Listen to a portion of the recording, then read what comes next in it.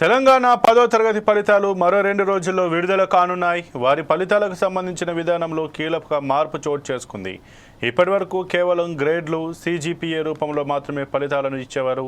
కానీ ఇకపై ఒక్కో సబ్జెక్టులో వారు సాధించిన మార్కులు, వాటికి కేటాయించిన గ్రేడ్లు కూడా మెమోలో స్పష్టంగా తెలియజేయనున్నారు. ఈ మేరకు విద్యాశాఖ అధికారులు ఒక ప్రతిపాదనను ప్రభుత్వానికి సమర్పించింది. ప్రభుత్వం సానుకూలంగా స్పందించి ఆ ప్రతిపాదనను ఆమోదిస్తూ అధికారిక ఉత్తర్వులు జారీ చేసింది. ఈ నిర్ణయం విద్యార్థులకు వారి విద్యాపరమైన సామర్థ్యాలను మరింత స్పష్టంగా అర్థం చేసుకోవడానికి తోడ్పడుతుంది. ఏ సబ్జెక్టుల్లో వారు మెరుగ్గా రాణించారో, ఏ సబ్జెక్టులపై మరింత దృష్టి పెట్టాలో తెలుసుకోవడానికి ఇది ఉపయోగపడుతుంది.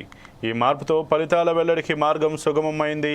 విశ్వసనీయ వర్గాల సమాచారం ప్రకారం ఈ కొత్త విధానానికి అనుగుణంగా ఫలితాలను సిద్ధం చేసే ప్రక్రియ తుది దశకు చేరుకుంది. కాబట్టి రాబోయే 2-3 రోజుల్లో 10వ తరగతి ఫలితాలు విడుదలయ్యే అవకాశం ఉంది.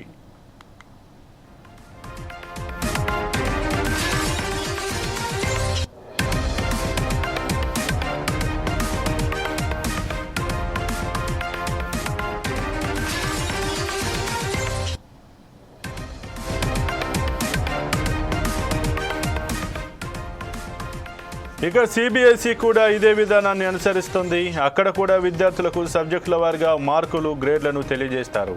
ఇప్పుడు తెలంగాణ విద్యాశాఖ కూడా ఈ విధానాన్ని అమలు చేయడం వల్ల విద్యార్థులకు మరింత సమాచారం అందినట్లవుతోంది.